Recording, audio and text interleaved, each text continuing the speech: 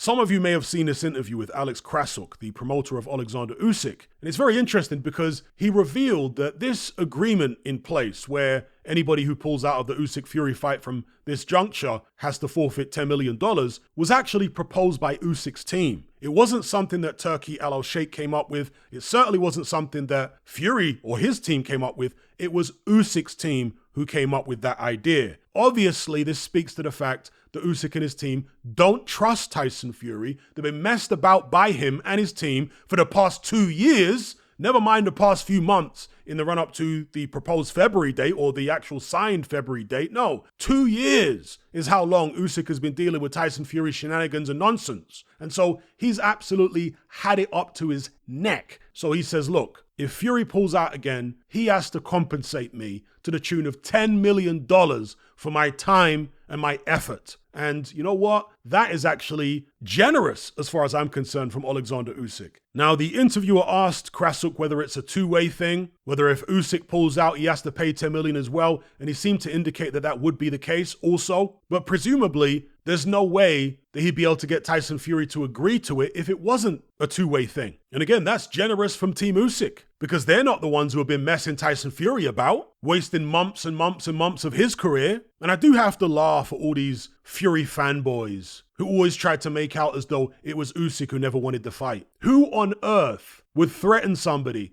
with a $10 million fine, a $10 million forfeit for pulling out of the fight if they didn't want to fight themselves? That right there from Usyk is a statement of intent. And we know he always wanted to fight. Anybody with 2 or more working brain cells will know that Usyk always wanted this fight. He tried to make the fight immediately after the first victory he had over Anthony Joshua. But Tyson Fury said, oh yeah, I'll fight you, but I need a tune-up first. He just fought Wilder a couple months earlier. What do you need a tune-up for? He brought that whole tune-up thing up out of the blue in the middle of negotiations. He didn't want to fight Usyk straight after Usyk dealt with Anthony Joshua the first time. Clearly. Or else why would you do that? It's called running down the clock. They finally managed to get Fury to sign on the dotted line after the fans had turned on him, bombarding him left, right, and center, as we should. Certain members of the media started turning on him. Not many, but a few of them started turning on him. He saw some weakness in Alexander Usyk in the Daniel Dubois fight as well. And the Saudis put the biggest check he's ever seen in his life in his lap. That was enough to get Tyson Fury to sign on the dotted line after years of avoiding Usyk. But then there's this situation with the cut just a couple weeks before fight date. After promising everybody he wouldn't pull out, convincing me that he wouldn't pull out. Imagine that. But there were subscribers of mine who maintained all along. I saw their comments that Fury was going to pull out. It was so close to the fight, I thought, no way, he won't. He'll never be able to live it down. But you guys were right. I tip my hat to you.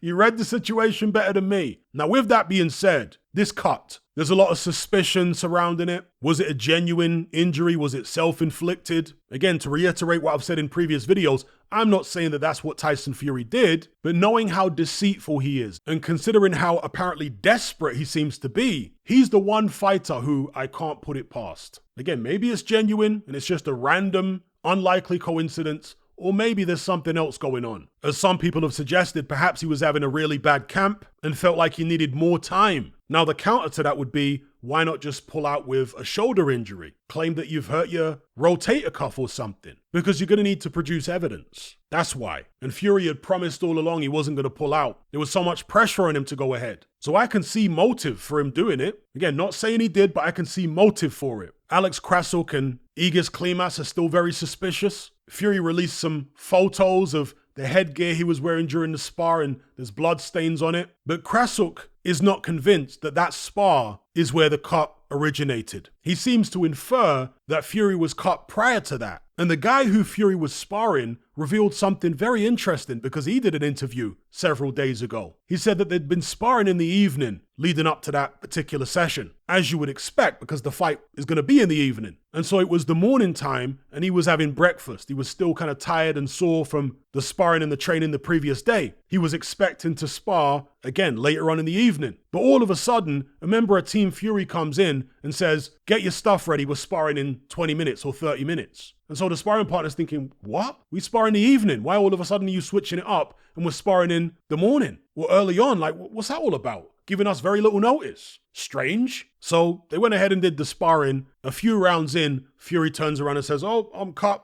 Don't get me wrong. There's no smoking gun. And I have to reiterate again, this could be a genuine freak accident and nothing deliberate by Fury at all. But I just can't put it past this guy. I used to get so much stick back in the days from David Haye fans because I was very critical of David Haye due to the fact that he used to lie to the public so much. Tyson Fury has actually outdone David Haye in the lying and gaslighting department.